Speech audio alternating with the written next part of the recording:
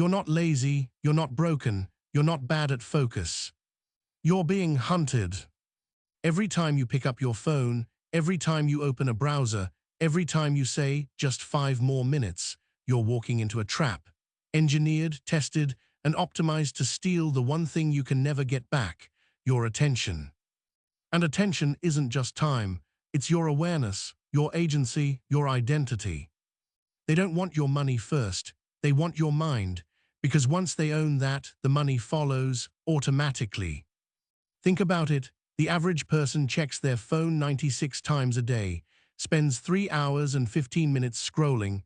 That's 47 full days a year, lost, not to work, not to rest, not to creation, to design distraction. How? By exploiting ancient wiring in your brain, the dopamine loop, the fear of missing out, the craving for novelty. Every ping, every infinite scroll, every autoplay is a trapdoor, and you've walked through thousands. But here's what they don't tell you. You were born with a natural attention span, not seconds, not minutes, hours. Watch a child lost in play, a craftsman shaping wood, a scientist chasing a hunch. That's the human default, deep, sustained, sovereign focus. So why can't you do it now? Because your environment was redesigned, not to support you, but to override you. Notifications don't inform you, they interrupt your thought stream, and each interruption takes 23 minutes to recover from. Algorithms don't recommend content, they predict your weakest moment and serve you the most addictive next click. Free apps don't gift you convenience, they extract behavioral surplus, your data, your habits, your vulnerabilities, and sell it to the highest bidder. This isn't paranoia, it's business model. It's called the attention economy, and you are the raw material. But and this is critical, you are not powerless. Because attention is like a muscle, and muscles can be rebuilt. Here's how. Step 1. Declare war on ambient access. Delete social apps from your phone. Use a physical alarm clock, not your phone. Turn off every notification. Yes, even WhatsApp. Why? Because willpower fails in the face of design. Design for focus, not against it. Your phone is not neutral. It's engineered to pull you back in. The red notification badge, the infinite scroll, the autoplay countdown, every element is tested on millions of users to maximize engagement. Which is a corporate euphemism for addiction.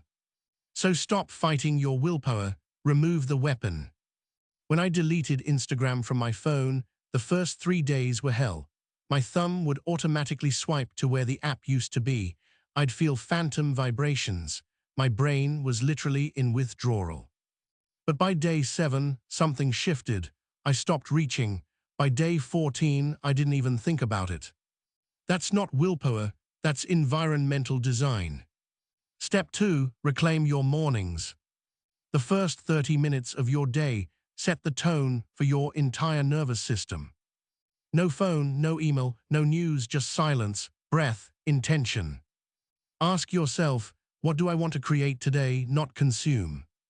This one shift changed everything for me, because for years, I was handing my attention to algorithms before I even brushed my teeth. I'd wake up, grab my phone, check messages, scroll news, watch stories, and by the time I started my actual day, my mind was already scattered across 100 different inputs. I wasn't starting my day, I was reacting to everyone else's. Now I wake up, I sit in silence for 5 minutes, I write down 3 intentions, I don't touch my phone until I've done something that matters to me. Some mornings, that's writing. Some mornings, it's reading. Some mornings, it's just being present with my coffee. But it's mine, not theirs.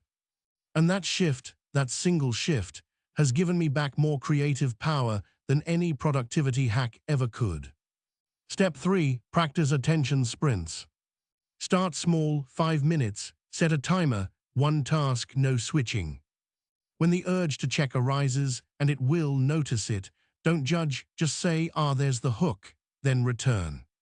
Do this daily. In 2 weeks, you'll reach 25 minutes. In 6 weeks, 90. This isn't about productivity.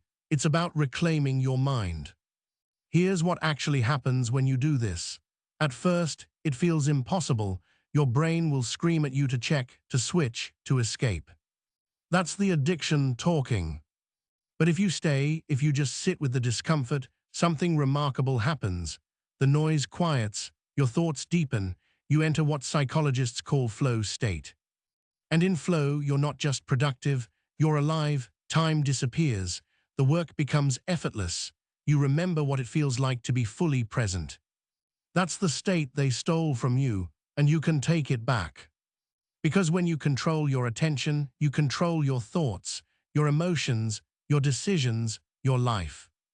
They built a world to keep you distracted so you'd never ask, who am I when I'm not reacting?